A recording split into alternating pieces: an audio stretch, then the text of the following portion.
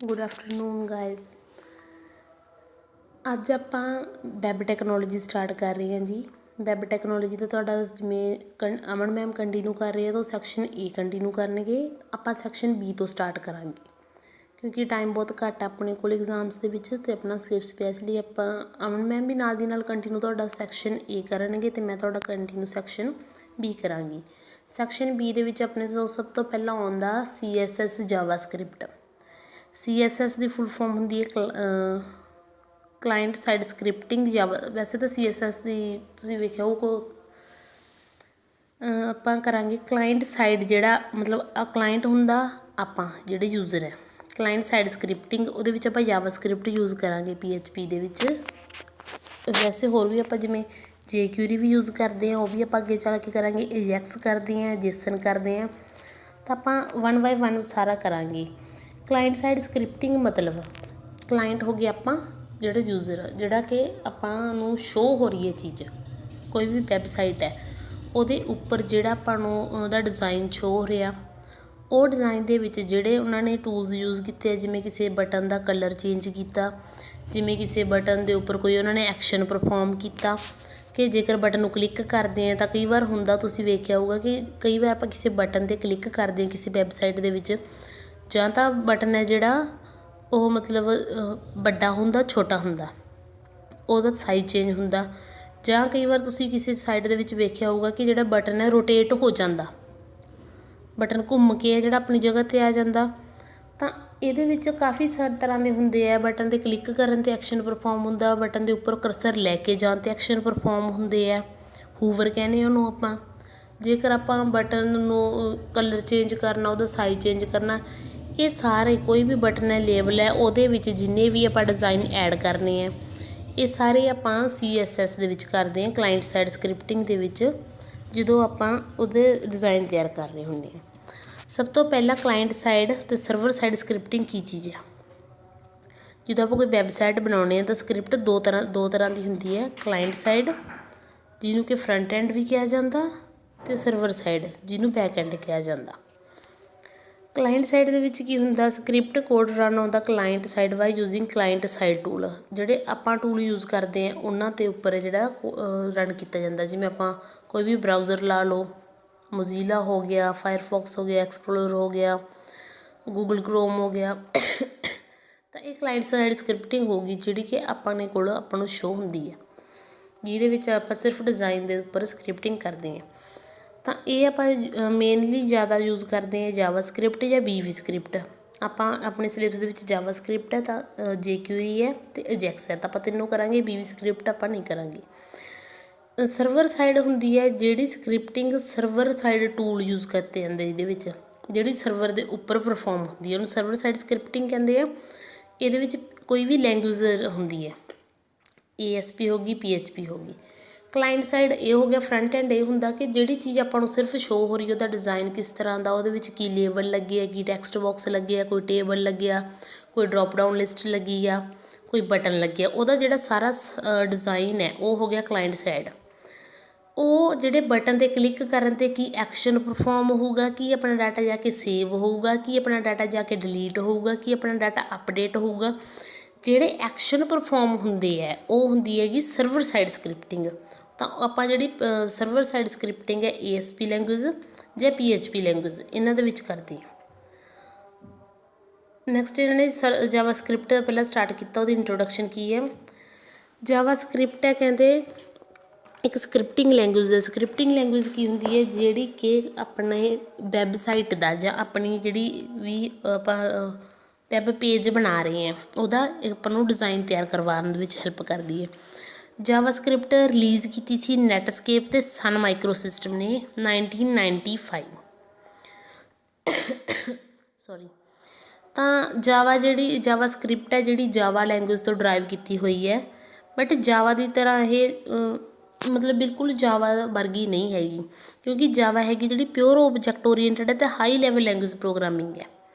But Java script ਉਹਦਾ ਇੱਕ ਬਿਲਕੁਲ ਸਮੋਲ ਪਾਰਟ ਆਪਾਂ ਕਹਿ ਸਕਦੇ ਹਾਂ। ਤਾਂ ਜਾਵਾ ਸਕ੍ਰਿਪਟ ਹੈ ਬਿਲਕੁਲ ਲਾਈਟ ਵੇਟ ਹੈ, ਪਿਓਰ ਓਬਜੈਕਟ ਓਰੀਐਂਟਡ ਨਹੀਂ ਹੈਗੀ ਇਹ। ਇਹਦੇ ਵਿੱਚ ਕੀ ਹੈ, ਪ੍ਰੋਗਰਾਮਸ ਨੂੰ ਆਪਾਂ ਇੰਟਰਪ੍ਰੇਟ ਕਰਦੇ ਹਾਂ, ਤੇ ਇਹਦੇ ਵਿੱਚ ਓਬਜੈਕਟ ਓਰੀਐਂਟਡ ਦੀ ਕੈਪੇਬਿਲਿਟੀ ਵੀ ਹੈਗੀ ਹੈ। ਜਦੋਂ ਜਾਵਾ ਹੈਗੀ ਇਕੱਲੀ ਜਿਹੜੀ ਉਹ ਪਿਓਰ ਓਬਜੈਕਟ ਓਰੀਐਂਟਡ ਹੈ ਕਿ ਉਹ ਤੋਂ ਕਲਾਸ ਤੋਂ ਬਿਨਾਂ ਆਪਾਂ ਕੋਈ ਪ੍ਰੋਗਰਾਮ ਬਣਾ ਹੀ ਨਹੀਂ ਸਕਦੇ। ਬਟ ਜਾਵਾ ਸਕ੍ਰਿਪਟ ਹੈ ਜਿਹੜੀ ਇਹ ਪਿਓਰ ਓਬਜੈਕਟ ਓਰੀਐਂਟਡ ਨਹੀਂ, ਇਹ ਕੰਮ ਕਰ ਸਕਦੀ ਹੈ ਓਬਜੈਕਟ ਓਰੀਐਂਟਡ ਦੀ ਤਰ੍ਹਾਂ, ਬਟ ਇਹਨੂੰ ਆਪਾਂ ਜਿਹੜਾ ਉਹ ਤੋਂ ਜਾਵਾ ਤੋਂ ਡਰਾਈਵ ਕਰਕੇ PHP ਦੇ ਵਿੱਚ ਯੂਜ਼ ਕਰਨ ਲੱਗੇ ਹਾਂ। One of the JavaScript's strength is that expensive development tool are not usually required। ਇਹਦੇ ਵਿੱਚ ਕੀ ਆਪਾਂ ਨੂੰ ਜ਼ਿਆਦਾ ਐਕਸਪੈਂਸਿਵ ਟੂਲ ਨਹੀਂ ਰਿਕੁਆਇਰਡ ਹੁੰਦੇ। ਆਪਾਂ ਸਿੰਪਲ ਟੈਕਸਟ ਐਡੀਟਰ ਜਿਹੜਾ ਆਪਣਾ ਸਿੰਪਲ ਯੂਜ਼ ਕਰਦੇ ਨੋਟਪੈਡ ਦੇ ਉੱਪਰ ਹੀ ਆਪਾਂ ਜਾਵਾ ਸਕ੍ਰਿਪਟਿੰਗ ਨਾਲ ਕੰਮ ਕਰ ਸਕਦੇ ਹਾਂ। ਆਪਾਂ ਨੂੰ ਕੋਈ ਇਹ ਨਹੀਂ ਕਿ ਆਪਾਂ ਨੂੰ ਸਪੈਸ਼ਲ ਕੋਈ ਆਪਣਾ ਸੋਫਟਵੇਅਰ ਇੰਸਟਾਲ ਕਰਵਾਉਣਾ ਪਊਗਾ ਫਿਰ ਜਾਵਾ ਸਕ੍ਰਿਪਟ ਆਪਣੀ ਕੰਮ ਕਰੂਗੀ। ਜਾਵਾ ਸਕ੍ਰਿਪਟ ਆਪਣੀ ਨੋਟਪੈਡ ਦੇ ਵਿੱਚ ਵੀ ਕੰਮ ਕਰਦੀ ਹੈ। ਜਾਵਾ ਸਕ੍ਰਿਪਟ ਕੇਸ ਸੈਂਸਿਟਿਵ ਹੈ। ਇਹਦਾ ਮਤਲਬ ਕੇਸ ਸੈਂਸਿਟਿਵ ਦਾ ਕੀ ਹੁੰਦਾ, ਜਿਵੇਂ C ਅਤੇ C++ ਲੈਂਗੁਏਜ ਹੈ ਕਿ ਵੱਡੇ ਅੱਖਰ ਹੈ ਜਿਹੜੇ ਉਹਨਾਂ ਦਾ ਮੀਨਿੰਗ ਕੁਛ ਹੋਰ ਹੋਏਗਾ, ਸਮੋਲ ਲੈਟਰਸ ਦਾ ਮੀਨਿੰਗ ਹੈ ਜਿਹੜਾ ਕੁਛ ਹੋਰ ਹੋਏਗਾ। ਇਹਦੇ ਲਈ ਜਦੋਂ ਆਪਾਂ ਕੋਈ ਕੀਵਰਡ ਯੂਜ਼ ਕਰਨਾ, ਕੋਈ ਆਪਾਂ ਵੇਰੀਏਬਲ ਨੇਮ ਯੂਜ਼ ਕਰਨਾ, ਫੰਕਸ਼ਨ ਨੇਮ ਯੂਜ਼ ਕਰਨਾ, ਕੋਈ ਆਈਡੈਂਟੀਫਾਈ ਯੂਜ਼ ਕਰਨਾ, ਤਾਂ ਆਪਾਂ ਨੂੰ ਉਹਦਾ ਨੇਮ ਟਾਈਪ ਕਰਨ ਵੇਲੇ ਜਿਹੜਾ ਧਿਆਨ ਰੱਖਣਾ ਪਊਗਾ ਕਿ ਆਪਣੇ ਲੈਟਰਸ ਹੈ ਜਿਹੜੇ ਸਮੋਲ ਹੈ ਜਾਂ ਬਿਗ ਹੈ। ਤਾਂ ਕਰਕੇ ਆਪਾਂ ਨੂੰ ਇਹ ਜਿਹੜੀ ਕੇਸ ਸੈਂਸਿਟਿਵ ਹੈ, ਜਿਵੇਂ ਇਹਨਾਂ ਨੇ ਐਗਜ਼ਾਮਪਲ ਦਿੱਤੀ ਹੈ, ਕਹਿੰਦੇ ਸਮੋਲ ਲੈਟਰ 'ਚ ਟਾਈਮ ਲਿਖਿਆ, ਬਿਗ ਲੈਟਰ 'ਚ ਟਾਈਮ ਲਿਖਿਆ। ਇਹਦਾ ਮਤਲਬ ਜਾਵਾ ਸਕ੍ਰਿਪਟ ਦੇ ਵਿੱਚ ਅਲੱਗ-ਅਲੱਗ ਹੋਊਗਾ ਜਿਵੇਂ ਆਪਣੀ C ਅਤੇ C++ ਦੇ ਵਿੱਚ ਹੁੰਦਾ ਆ। ਨੈਕਸਟ ਫੀਚਰਸ ਦੇਖੋ ਜਾਵਾ ਸਕ੍ਰਿਪਟ ਦੇ। ਜਾਵਾ ਸਕ੍ਰਿਪਟ ਇੱਕ ਓਬਜੈਕਟ ਓਰੀਐਂਟਡ ਸਕ੍ਰਿਪਟਿੰਗ ਲੈਂਗੁਏਜ ਹੈ। ਓਬਜੈਕਟ ਬੇਸਡ ਮਤਲਬ ਕਿ ਆਪਾਂ ਕਲਾਸ ਦੇ ਨਾਲ ਇਹਦੇ ਵਿੱਚ ਪ੍ਰੋਗਰਾਮ ਬਣਾ ਸਕਦੇ ਹਾਂ, ਬਟ ਕੋਈ ਰਿਕੁਆਇਰਮੈਂਟ ਨਹੀਂ ਕਿ ਕਲਾਸ ਨਾਲ ਹੀ ਬਣਾਉਣੇ ਹਨ। It is a default scripting language for the most of a web browser. ਕਈ ਵੈਬ ਬਰਾਊਜ਼ਰ 'ਤੇ ਜਿਹੜੀ ਜਾਵਾ ਸਕ੍ਰਿਪਟ ਡਿਫੋਲਟ ਹੈ, ਮਤਲਬ ਉਹਨਾਂ ਦੇ ਵਿੱਚ ਜੇਕਰ ਆਪਾਂ ਕੋਈ ਡਿਜ਼ਾਇਨ ਵਗੈਰਾ ਤਿਆਰ ਕਰਨਾ ਤਾਂ ਆਪਾਂ ਨੂੰ ਜਾਵਾ ਸਕ੍ਰਿਪਟ ਹੀ ਯੂਜ਼ ਕਰਨੀ ਪੈਂਦੀ ਹੈ। ਉੱਥੇ ਆਪਣੀ CSS ਨਹੀਂ ਕੰਮ ਕਰਦੀ, ਕਾਸਕੇਡਿੰਗ ਸਟਾਈਲ ਸ਼ੀਟ CSS ਜਿਹੜੀ ਆਪਾਂ ਨੋਰਮਲੀ HTML ਦੇ ਫਾਈਲ ਵਿੱਚ ਯੂਜ਼ ਕਰਦੇ, ਉੱਥੇ ਕੋਈ ਆਪਣੀ jQuery ਨਹੀਂ ਕੰਮ ਕਰਦੀ, ਉੱਥੇ ਕੋਈ ਆਪਣਾ AJAX ਕੰਮ ਨਹੀਂ ਕਰਦਾ, ਉੱਥੇ ਕੋਈ ਆਪਣਾ JSON ਕੰਮ ਨਹੀਂ ਕਰਦਾ। ਤਾਂ ਉਹ ਵੈਬ ਬਰਾਊਜ਼ਰਸ ਦੇ ਵਿੱਚ ਹੈ ਜਿਹੜੀ ਸਕ੍ਰਿਪਟਿੰਗ ਲੈਂਗੁਏਜ ਜਾਵਾ ਸਕ੍ਰਿਪਟ ਨੂੰ ਐਜ਼ ਅ ਡਿਫੋਲਟ ਹੀ ਰੱਖੀ ਗਈ ਹੈ। ਤਾਂ ਇਹ ਆਪਾਂ ਨੂੰ ਜ਼ਿਆਦਾਤਰ ਵੈਬ ਬਰਾਊਜ਼ਰ ਵਿੱਚ ਕ੍ਰੋਸ ਪਲੇਟਫਾਰਮ ਮਤਲਬ ਵੀ ਈਜ਼ੀ ਹੁੰਦੀ ਹੈ, ਬਹੁਤ ਜ਼ਿਆਦਾ ਈਜ਼ੀ ਇਹਨੂੰ ਅੰਡਰਸਟੈਂਡ ਕਰਨਾ, ਜ਼ਿਆਦਾ ਕੰਟਰੋਲ ਹੁੰਦਾ ਇਹਦਾ ਬਰਾਊਜ਼ਰ 'ਤੇ। ਇਹਦੇ ਨਾਲ ਆਪਾਂ ਡੇਟ ਅਤੇ ਟਾਈਮ ਹੈਂਡਲ ਕਰ ਸਕਦੇ ਹਾਂ। ਆਪਣਾ ਜਿਹੜਾ ਆਪਣੇ ਵੈਬਸਾਈਟ ਦੇ ਵਿੱਚ ਮੰਨ ਲਓ ਆਪਾਂ ਕੋਈ ਡੇਟ ਜਾਂ ਟਾਈਮ ਮੇਨਟੇਨ ਕਰਨਾ, ਟਾਈਮ ਟੂ ਟਾਈਮ ਉਹਨੂੰ ਮੇਨਟੇਨ ਕਰਨਾ ਈਜ਼ੀ ਹੈ, ਲਾਈਟ ਵੇਟ ਹੈ, ਈਜ਼ੀ ਹੈ। JavaScript is a scripting language and it is not Java. ਇੱਕ ਸਕ੍ਰਿਪਟਿੰਗ ਲੈਂਗੁਏਜ ਹੈ, ਇੱਕ ਡਿਜ਼ਾਈਨ ਕਰਨ ਦੀ ਆਪਾਂ ਨੂੰ ਹੈਲਪ ਕਰਦੀ ਹੈ ਵੈਬਸਾਈਟ ਦੇ ਵਿੱਚ। ਇਹ ਜਾਵਾ ਲੈਂਗੁਏਜ ਨਹੀਂ ਹੈਗੀ। JavaScript is a interpreter based scripting language. Interpreter based means ਕਿ ਇਹਨੂੰ ਆਪਾਂ ਚੇਂਜ ਕਰਦੇ ਹਾਂ ਦੂਸਰੀ ਲੈਂਗੁਏਜ ਦੇ ਵਿੱਚ। ਇਹ ਕੇਸ ਸੈਂਸਿਟਿਵ ਹੈ, ਇਹਦੇ ਵਿੱਚ ਬਿਗ ਲੈਟਰ ਅਤੇ ਸਮੋਲ ਲੈਟਰ ਦੀ ਜਿਹੜੀ ਡੈਫੀਨੇਸ਼ਨ ਅਲੱਗ-ਅਲੱਗ ਹੋਊਗੀ। Every statement in JavaScript must be terminated with semicolon. ਕੋਈ ਵੀ ਸਟੇਟਮੈਂਟ ਆਪਾਂ ਦੇ ਰਹੇ ਹਾਂ ਜਾਵਾ ਸਕ੍ਰਿਪਟ ਦੇ ਵਿੱਚ ਤਾਂ ਉਹ ਐਂਡ 'ਤੇ ਸੈਮੀਕੋਲਨ ਨਾਲ ਹੀ ਬੰਦ ਹੋਵੇਗੀ। Most of the Java script control statements syntax is same as syntax of control statement in C। ਤਾਂ ਜ਼ਿਆਦਾਤਰ ਕੰਟਰੋਲ ਸਟੇਟਮੈਂਟ ਦਾ ਸਿੰਟੈਕਸ ਹੈ ਜਿਹੜਾ ਜਾਵਾ ਸਕ੍ਰਿਪਟ ਦੇ ਵਿੱਚ ਬਿਲਕੁਲ ਸੇਮ ਹੈ ਜਿਵੇਂ C ਲੈਂਗੁਏਜ ਦੇ ਵਿੱਚ ਆਪਾਂ ਸਟੇਟਮੈਂਟਸ ਲੈਂਦੇ ਹਾਂ। ਕੰਟਰੋਲ ਸਟੇਟਮੈਂਟਸ ਕਿਹੜੀਆਂ, if else if ladder, for loops ਆ ਗਈਆਂ, ਵਾਈਲ ਲੂਪਸ ਆ ਗਈ, ਡੂ ਵਾਈਲ ਲੂਪ ਆ ਗਈ। ਇਹਨਾਂ ਸਾਰਿਆਂ ਦਾ ਸਿੰਟੈਕਸ ਹੈ ਜਿਹੜਾ ਜਿਵੇਂ C ਲੈਂਗੁਏਜ ਦੇ ਵਿੱਚ ਆਪਾਂ ਯੂਜ਼ ਕਰਦੇ ਹਾਂ ਬਿਲਕੁਲ ਇਵੇਂ ਹੀ ਯੂਜ਼ ਕੀਤੀ ਜਾਂਦੀ ਹੈ। ਨੈਕਸਟ ਹੈ ਜੀ benefit of JavaScript. Less server interaction. You can validate user input on the client side before sending the page to the server। Server the interaction ਦੀ ਆਪਾਂ ਨੂੰ ਘੱਟ ਲੋੜ ਪੈਂਦੀ ਹੈ ਕਿਉਂਕਿ ਆਪਾਂ ਜਦੋਂ ਆਪਣੀ ਜਾਵਾ ਸਕ੍ਰਿਪਟ ਯੂਜ਼ ਕਰਦੇ ਹਾਂ ਤਾਂ ਆਪਾਂ ਇਹਨੂੰ ਜਿਹੜਾ ਸਰਵਰ ਕਲਾਇੰਟ ਸਾਈਡ 'ਤੇ ਹੀ ਆਪਣੀ ਇਨਪੁੱਟ ਨੂੰ ਵੈਲੀਡੇਟ ਕਰਕੇ ਦੇਖਦੇ ਹਾਂ ਕਿ ਜਿਹੜੀ ਆਪਣੀ ਇਨਪੁੱਟ ਹੈ ਆਪਾਂ ਜੋ ਯੂਜ਼ ਕੀਤਾ ਡਿਜ਼ਾਈਨ, ਜਿਹੜਾ ਆਪਾਂ ਡਿਜ਼ਾਈਨ ਦੇ ਵਿੱਚ ਆਪਾਂ ਟੂਲਸ ਯੂਜ਼ ਕੀਤੇ ਆ ਕਿ ਉਹ ਵੈਲਿਡ ਹੈ। ਤਾਂ ਕਰਕੇ ਆਪਾਂ ਸਰਵਰ ਕੋਲ ਪੇਜ ਭੇਜਣ ਤੋਂ ਪਹਿਲਾਂ ਕਲਾਇੰਟ ਸਾਈਡ 'ਤੇ ਹੀ ਚੈੱਕ ਕਰਦੇ ਹਾਂ ਵੈਲੀਡਿਟੀ। ਤਾਂ ਸਰਵਰ ਦੀ ਇੰਟਰੈਕਸ਼ਨ ਬਹੁਤ ਘੱਟ ਚਾਹੀਦੀ ਹੈ ਆਪਾਂ ਨੂੰ, ਮੀਨਸ ਕਿ ਆਪਣਾ ਟਾਈਮ ਬਚਦਾ। Increased interactivity. You can create interface that react when the user hover over with the mouse and activates them via keyboard. Increased interactivity, ਮੰਨ ਲਓ ਆਪਾਂ ਕੋਈ ਬਟਨ ਯੂਜ਼ ਕਰ ਰਹੇ ਆਪਾਂ ਅੱਗੇ ਜਾ ਕੇ ਕਰਾਂਗੇ ਵੀ ਇਹਦੇ ਐਗਜ਼ਾਮਪਲਸ, ਮਤਲਬ ਪ੍ਰੈਕਟੀਕਲੀ ਕਰਾਂਗੇ। ਬਟਨ ਹੂਵਰ ਮਤਲਬ ਹੁੰਦਾ ਕਿ ਜਦੋਂ ਮਾਊਸ ਆਪਣੇ ਬਟਨ ਦੇ ਉੱਪਰ ਆਇਆ ਤਾਂ ਉਦੋਂ ਕੋਈ ਐਕਸ਼ਨ ਪਰਫੋਰਮ ਹੋਵੇ, ਉਦੋਂ ਜੇ ਤਾਂ ਆਪਣਾ ਬਟਨ ਬਲਿੰਕ ਕਰੇ ਉਹ ਜਾਂ ਤਾਂ ਹੁੰਦਾ ਵੱਡਾ ਹੋ ਜੇ ਛੋਟਾ ਹੋ ਜੇ, ਜਾਂ ਉਹ ਜਿਹੜਾ ਰੋਟੇਟ ਹੋਵੇ। ਐਕਟੀਵੇਟਸ ਮਤਲਬ ਜਦੋਂ ਆਪਾਂ ਬਟਨ ਦੇ ਉੱਪਰ ਕਲਿੱਕ ਕਰਾਂਗੇ, ਜਾਂ ਤਾਂ ਬਟਨ ਦੇ ਉੱਪਰ ਆਪਾਂ ਮਾਊਸ ਕਰਸਰ ਲੈ ਕੇ ਗਏ, ਜਾਂ ਜਦੋਂ ਉਹ 'ਤੇ ਕਲਿੱਕ ਕੀਤਾ, ਜਾਂ ਆਪਾਂ ਕੀਬੋਰਡ ਤੋਂ ਵੀ ਐਂਟਰ ਕੀਤਾ, ਤਾਂ ਉੱਥੇ ਜਿਹੜੀਆਂ ਐਕਟੀਵਿਟੀਜ਼ ਆ ਪਰਫੋਰਮ ਹੋਣਗੀਆਂ ਜਾਵਾਸਕ੍ਰਿਪਟ ਨਾਲ। ਈਜ਼ੀ ਟੂ ਲਰਨ, ਜਾਵਾਸਕ੍ਰਿਪਟ ਸਭ ਤੋਂ ਸੌਖੀ ਹੈ। ਜੇਕਿਊਰੀ, ਅਜੈਕਸ, ਜੇਸਨ, ਇਹਨਾਂ ਸਾਰੀਆਂ ਦੇ ਵਿੱਚੋਂ ਜਾਵਾਸਕ੍ਰਿਪਟ ਸਭ ਤੋਂ ਈਜ਼ੀ ਹੈ। ਸਪੀਡ, ਜਾਵਾਸਕ੍ਰਿਪਟ ਦੀ ਸਪੀਡ ਮਤਲਬ ਕੋਡ ਇਹਦਾ ਇੰਨਾ ਜ਼ਿਆਦਾ ਈਜ਼ੀ ਹੈ ਤਾਂ ਉਹਨੂੰ ਆਪਾਂ ਈਜ਼ਲੀ ਯਾਦ ਕਰਕੇ ਲਿਖ ਸਕਦੇ ਹਾਂ। ਅਤੇ ਇੱਕ ਜਿਹੜਾ ਇਹਦਾ ਕੋਡ ਹੈ ਬਹੁਤ ਛੇਤੀ ਐਗਜ਼ੀਕਿਊਟ ਹੁੰਦਾ, ਕਿਉਂਕਿ ਈਜ਼ੀ ਹੁੰਦਾ ਤਾਂ ਐਰਰ ਦੇ ਚਾਂਸ ਬਹੁਤ ਘੱਟ ਹੁੰਦੇ ਆ। Versatility, it plays nicely with other language and can be used in huge variety of application, ਤਾਂ ਦੂਜੀਆਂ ਲੈਂਗੁਏਜ ਦੇ ਨਾਲ ਹੈ ਜਿਹੜੀ ਐਡਜਸਟ ਬਹੁਤ ਈਜ਼ੀਲੀ ਹੋ ਜਾਂਦੀ ਹੈ, ਦੂਜੀਆਂ ਲੈਂਗੁਏਜ ਦੇ ਨਾਲ ਆਪਾਂ ਯੂਜ਼ ਕਰ ਸਕਦੇ ਹਾਂ।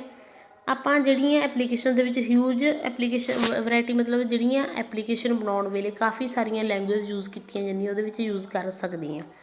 ਜਿਵੇਂ ਆਪਾਂ PHP ਦੇ ਵਿੱਚ ਵੀ ਆਪਾਂ HTML ਯੂਜ਼ ਕਰਦੇ ਹਾਂ, CSS ਯੂਜ਼ ਕਰਦੇ ਹਾਂ, jQuery ਯੂਜ਼ ਕਰਦੇ ਹਾਂ, JSON ਕਰਦੇ ਹਾਂ, AJAX ਕਰਦੇ ਹਾਂ, PHP ਖੁਦ ਕਰਦੇ ਹਾਂ, ਤਾਂ ਉਹਨਾਂ ਦੇ ਨਾਲ ਜਾਵਾਸਕ੍ਰਿਪਟ ਵੀ ਕਰ ਸਕਦੇ ਹਾਂ, ਉਹਨਾਂ ਨਾਲ ਯੂਜ਼ ਕਰਨੇ ਨੂੰ ਜਿਹੜਾ ਬਹੁਤ ਈਜ਼ੀ ਹੈ। ਨੈਕਸਟ ਆਪਣੇ ਜਾਵਾਸਕ੍ਰਿਪਟ ਦੇ ਟੋਕਨਸ ਆਏ ਆ, ਇਹ ਮੈਂ ਤੁਹਾਨੂੰ ਜ਼ਿਆਦਾ ਡੀਪਲੀ ਨਹੀਂ ਦੱਸ ਰਹੀ ਕਿਉਂਕਿ ਜਾਵਾਸਕ੍ਰਿਪਟ ਟੋਕਨਸ ਹੈ ਜਿਹੜੇ ਉਹਦੇ ਵਿੱਚ ਆਈਡੈਂਟੀਫਾਇਰ, ਕੀਵਰਡ, ਲਿਟਰਲਸ, ਆਪਰੇਟਰ ਬਿਲਕੁਲ ਸੇਮ ਨੇ ਜਿਵੇਂ ਆਪਾਂ ਅੱਜ ਤੱਕ C++ ਦੇ ਵਿੱਚ ਕੀਤੇ ਹੋਏ ਆ।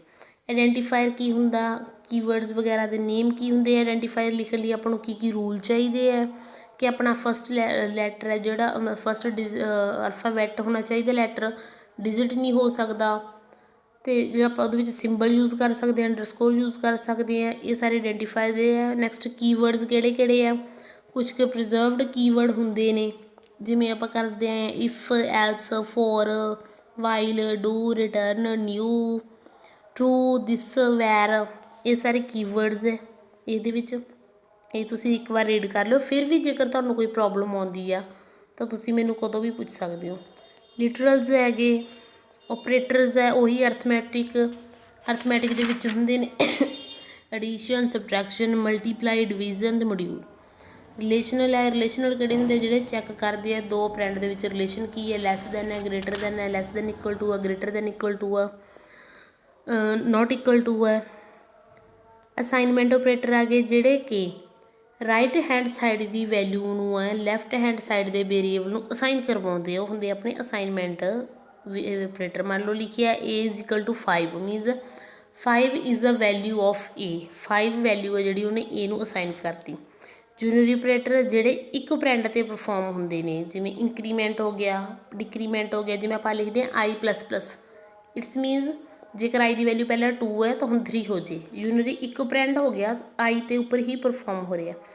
ਕੰਡੀਸ਼ਨਲ ਤੁਸੀਂ ਕੀਤਾ, ਕੰਡੀਸ਼ਨ ਨੂੰ ਟਰਨਰੀ ਆਪਰੇਟਰ ਵੀ ਕਿਹਾ ਜਾਂਦਾ ਕਿਉਂਕਿ ਇਹਦੇ ਵਿੱਚ 3 ਐਕਸਪ੍ਰੈਸ਼ਨ ਯੂਜ਼ ਕੀਤੇ ਜਾਂਦੇ, ਓਨਲੀ ਇੱਕੋ ਹੀ ਆਪਰੇਟਰ ਆਪਣਾ ਟਰਨਰੀ ਹੈ ਕੰਡੀਸ਼ਨਲ, ਅਤੇ ਜੂਨਰੀ ਜਿਹੜਾ ਇੱਕ ਆਪਰੈਂਡ 'ਤੇ ਹੁੰਦਾ। ਬਾਕੀ ਸਾਰੇ ਜਿਹੜੇ ਆਪਣੇ ਹੈਗੇ ਆ ਅਰਥਮੈਟਿਕ ਹੋ ਗਏ, ਰਿਲੇਸ਼ਨਲ ਹੋ ਗਏ, ਲੌਜੀਕਲ ਹੋ ਗਏ, ਉਹ ਸਾਰੇ ਬਾਈਨਰੀ ਆਪਰੇਟਰ ਨੇ।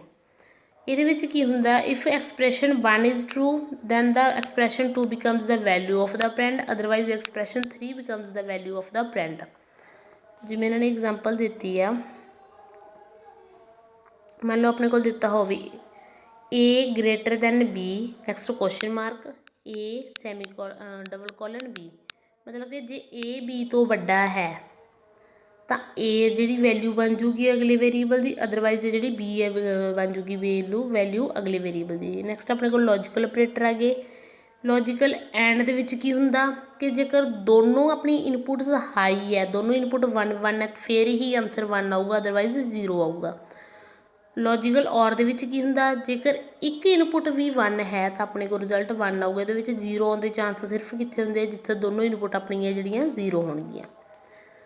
ਨੈਕਸਟ ਆਪਣਾ ਆ ਗਿਆ ਇੰਬੈਡਡ ਜਾਵਾਸਕ੍ਰਿਪਟ ਇਨ HTML ਦੇ ਵਿੱਚ ਆਪਾਂ ਜਾਵਾਸਕ੍ਰਿਪਟ ਕਿਵੇਂ ਯੂਜ਼ ਕਰ ਸਕਦੇ ਹਾਂ।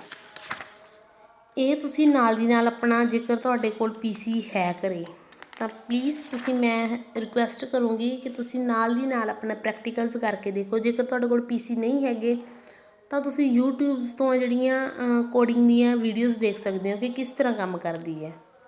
ਬਟ ਜੇਕਰ ਤੁਸੀਂ ਖੁਦ ਕਰ ਸਕਦੇ ਹੋ ਤਾਂ ਦੀ ਬੈਸਟ ਹੈ। ਅਦਰਵਾਈਜ਼ ਤੁਸੀਂ ਵੀਡੀਓਜ਼ ਵੇਖ ਕੇ ਵੀ ਚੈੱਕ ਕਰ ਸਕਦੇ ਹੋ ਕਿ ਕਿਵੇਂ ਆਪਣੀ ਜਿਹੜੀ ਸਾਰਾ ਚੱਲੂਗਾ। ਜਾਵਾ ਸਕ੍ਰਿਪਟ ਨੂੰ ਇੰਬੈਡ ਕਰਨਾ HTML ਦੇ ਵਿੱਚ ਕਿਵੇਂ ਕਰ ਸਕਦੇ ਹਾਂ। ਇਹਦੇ ਲਈ ਆਪਾਂ ਇੱਕ ਟੈਗ ਯੂਜ਼ ਕਰਿਆ ਕਰਾਂਗੇ ਸਕ੍ਰਿਪਟ ਹੈ ਜਿਹੜਾ ਬਾਈਨਰੀ ਟੈਗ ਹੋਊਗਾ, ਕਿਉਂਕਿ ਸਕ੍ਰਿਪਟ ਟੈਗ ਓਪਨ ਵੀ ਹੋਊਗਾ ਅਤੇ ਡਿਲੀਟ ਵੀ ਜਿਹੜਾ ਕਲੋਜ਼ ਵੀ ਹੋਊਗਾ। ਜਿਵੇਂ ਇਹਦੇ ਵਿੱਚ ਸ਼ੋ ਹੋ ਰਿਹਾ ਸੌਰੀ, ਪਹਿਲਾਂ ਇਹਨਾਂ ਨੇ ਲਿਖਿਆ ਸਕ੍ਰਿਪਟ ਤੋਂ ਬਾਅਦ ਉਹਦਾ ਲੈਂਗੁਏਜ ਲਿਖਾਂਗੇ ਕਿ ਕਿਹੜੀ ਯੂਜ਼ ਕਰ ਰਹੇ ਹਾਂ, ਜਾਵਾ ਸਕ੍ਰਿਪਟ। ਟਾਈਪ ਮਤਲਬ ਆਪਾਂ ਟੈਕਸਟ ਲਿਖਣਾ ਜਾਂ ਕੁਛ ਹੋਰ ਲਿਖਣਾ, ਮੋਸਟਲੀ ਆਪਾਂ ਟੈਕਸਟ ਹੀ ਲਿਖਦੇ ਹਾਂ। ਅਤੇ ਜਿਹੜਾ ਇਹਦਾ ਟੈਗ ਬੰਦ। ਫਿਰ ਆਪਾਂ ਜਾਵਾ ਸਕ੍ਰਿਪਟ ਦੇ ਇੱਥੇ ਕੋਡ ਲਿਖਾਂਗੇ, ਉਹ ਆਪਾਂ ਅੱਗੇ ਐਗਜ਼ਾਮਪਲ ਦੇ ਵਿੱਚ ਕਰਦੇ ਹਾਂ, ਅਤੇ ਸਕ੍ਰਿਪਟ ਟੈਗ ਹੈ ਜਿਹੜਾ ਬੰਦ ਕਰਾਂਗੇ। ਨੈਕਸਟ ਇਹ ਐਗਜ਼ਾਮਪਲ ਦੇਖੋ, ਪਹਿਲਾਂ HTML ਸਟਾਰਟ ਕੀਤਾ, ਫਿਰ ਹੈਡ ਸਟਾਰਟ ਹੋਇਆ HTML ਦੇ ਵਿੱਚ ਜਿਵੇਂ ਕਰਦੇ ਆ। ਫਿਰ ਉਹਦਾ ਟਾਈਟਲ ਲਿਖਿਆ ਇੰਬੈਡਿੰਗ ਜਾਵਾ ਸਕ੍ਰਿਪਟ ਕੋਡ। ਤਾਂ ਫਿਰ ਦੇਖੋ ਆਪਾਂ ਆਏ ਬੋਡੀ ਦੇ ਵਿੱਚ ਆਪਾਂ ਲਿਖਿਆ ਸਕ੍ਰਿਪਟ ਲੈਂਗੁਏਜ ਕੀ ਲਿਖੀ, ਜਾਵਾ ਸਕ੍ਰਿਪਟ। ਟਾਈਪ ਟੈਕਸਟ ਸੇਮ ਹੈ। ਨੈਕਸਟ ਆਪਾਂ ਸਟਾਰਟ ਕੀਤੀ ਸਕ੍ਰਿਪਟ ਦੀ ਬੋਡੀ, ਸਕ੍ਰਿਪਟ ਦਾ ਕੋਡ ਆਪਾਂ ਜਿਹੜਾ ਲਿਖਣਾ ਸੀ, ਆਪਾਂ ਲਿਖਿਆ document.write hello world। ਇਹਦੇ ਵਿੱਚ ਆਪਾਂ document.write ਹੈ ਜਿਹੜਾ ਇਹਦਾ ਆਪਾਂ ਕਹਿ ਸਕਦੇ ਹਾਂ ਜਿਵੇਂ ਆਪਾਂ printf scanf ਯੂਜ਼ ਕਰਦੇ ਹਾਂ ਨਾ, ਉਹ ਵਾਲੀ ਚੀਜ਼ ਹੈ। ਇਹਦੇ ਵਿੱਚ ਜੇਕਰ ਆਪਾਂ ਕੁਛ ਵੀ ਲਿਖਵਾਉਣਾ ਤਾਂ ਆਪਾਂ ਲਿਖਾਂਗੇ document.write hello world, ਕਿ hello world ਜਿਹੜਾ ਸਾਡਾ ਲਿਖਿਆ ਸ਼ੋ ਹੋ ਜੇ। ਤਾਂ ਆਊਟਪੁੱਟ ਦੇ ਵਿੱਚ ਤੁਸੀਂ ਵੇਖੋ ਆਪਾਂ ਨੂੰ hello world ਜਿਹੜਾ ਲਿਖਿਆ ਸ਼ੋ ਹੋ ਰਿਹਾ। ਇਹ ਤਾਂ ਸੀਗਾ ਕਿ ਆਪਾਂ HTML ਫਾਈਲ ਦੇ ਵਿੱਚ ਹੀ ਸਕ੍ਰਿਪਟ ਹੈ ਜਿਹੜੀ ਆਪਣੀ ਜਾਵਾ ਸਕ੍ਰਿਪਟ ਯੂਜ਼ ਕੀਤੀ। Next external JavaScript file. ਜੇਕਰ ਆਪਾਂ ਜਾਵਾ ਸਕ੍ਰਿਪਟ ਫਾਈਲ ਅਲੱਗ ਬਣਾਈ ਹੈ ਅਤੇ ਉਹਨੂੰ ਆਪਾਂ ਆਪਣੀ ਜਾਵਾ ਸਕ੍ਰਿਪਟ ਫਾਈਲ ਆਪਣੀ ਅਲੱਗ ਤੋਂ ਹੈ ਅਤੇ ਉਹਨੂੰ ਆਪਾਂ ਜਿਹੜਾ ਆਪਣੀ HTML ਫਾਈਲ ਦੇ ਵਿੱਚ ਯੂਜ਼ ਕਰਨਾ। ਤਾਂ ਫਿਰ ਆਪਾਂ ਕਿਵੇਂ ਕਰਾਂਗੇ, ਫਿਰ ਦੇਖੋ ਇੱਥੇ ਲਿਖਾਂਗੇ ਉੱਪਰ ਸਕ੍ਰਿਪਟ, ਉਹਦੀ ਟਾਈਪ ਲਿਖਾਂਗੇ। ਹੁਣ ਆਪਾਂ ਇਹ ਲੈਂਗੁਏਜ ਨਹੀਂ ਲਿਖਦੇ, ਸਕ੍ਰਿਪਟ ਉਹਦੀ ਟਾਈਪ ਟੈਕਸਟ ਜਾਵਾ ਸਕ੍ਰਿਪਟ। ਨੈਕਸਟ ਲਿਖਾਂਗੇ ਸੋਰਸ ਲਿਖ ਕੇ ਆਪਾਂ ਜਿਹੜਾ ਆਪਣੀ ਜਾਵਾ ਸਕ੍ਰਿਪਟ ਹੋ ਉਹਦਾ name.js, ਕਿਉਂਕਿ ਜਾਵਾ ਸਕ੍ਰਿਪਟ ਹਮੇਸ਼ਾ ਸੇਵ ਕਰਨ ਵੇਲੇ ਜੇਕਰ ਆਪਾਂ ਅਲੱਗ ਤੋਂ ਜਾਵਾ ਸਕ੍ਰਿਪਟ ਫਾਈਲ ਬਣਾਈ ਹੈ ਤਾਂ ਉਹਨੂੰ ਸੇਵ ਕਰਨ ਵੇਲੇ .js ਹੈ ਜਿਹੜਾ ਯੂਜ਼ ਕੀਤਾ ਜਾਂਦਾ। ਇੱਕ ਸਕ੍ਰਿਪਟ ਫਾਈਲ ਬਣਾਵਾਂਗੇ ਆਪਾਂ, ਬਸ ਉਹਦੇ ਵਿੱਚ ਸਿਰਫ ਸਕ੍ਰਿਪਟ ਜਿਵੇਂ ਆਪਾਂ ਇਹਦੇ ਵਿੱਚ ਕੀਤਾ ਸੀਗਾ ਇਹ ਵਾਲਾ ਬੋਡੀ ਤੋਂ ਬਾਅਦ ਸਕ੍ਰਿਪਟ ਲੈਂਗੁਏਜ ਵਾਲਾ ਕੀਤਾ ਸੀ, ਇਹ ਵਾਲੀ ਕੋਡਿੰਗ ਸਿਰਫ ਸਕ੍ਰਿਪਟ ਤੱਕ ਲਿਖ ਕੇ ਉਹਨੂੰ ਆਪਾਂ ਕਿਸੇ ਵੀ name.js 'ਤੇ ਸੇਵ ਕਰਾਂਗੇ ਅਤੇ ਇਹਦੇ ਵਿੱਚ ਜਿਹੜਾ ਆਪਾਂ ਯੂਜ਼ ਕੀਤੀ। ਤਾਂ ਫਿਰ ਆਪਾਂ ਉੱਥੇ ਜਿਹੜਾ ਬੋਡੀ ਦੇ ਵਿੱਚ ਸਕਸੈਸ ਲਿਖਿਆ ਸ਼ੋ ਕਰਵਾਇਆ ਤਾਂ ਆਪਾਂ ਨੂੰ ਆਊਟਪੁੱਟ ਕੀ ਆਈ ਦੇਖੋ। ਆਪਾਂ ਬੋਡੀ ਦੇ ਵਿੱਚ ਸਿਰਫ ਸਕਸੈਸ ਲਿਖਵਾਇਆ ਸੀ ਤਾਂ ਨੀਚੇ ਵਾਲਾ ਹੋਇਆ ਉੱਪਰਲਾ ਜਿਹੜਾ ਜਾਵਾ ਸਕ੍ਰਿਪਟ ਅਤੇ ਐਕਸਟਰਨਲ ਜਾਵਾ ਸਕ੍ਰਿਪਟ ਫਾਈਲ ਹੈ। ਇਹ ਕਿੱਥੋਂ ਆਏ ਦੋਨੋਂ ਚੀਜ਼ਾਂ, ਇਹ ਦੋਨੋਂ ਚੀਜ਼ਾਂ ਆਈਆਂ ਆਪਾਂ ਨੂੰ ਜਿਹੜੀ ਆਪਾਂ ਫਾਈਲ ਇਹ ਵਾਲੀ ਯੂਜ਼ ਕੀਤੀ ਹੈ ext.js ਫਾਈਲ।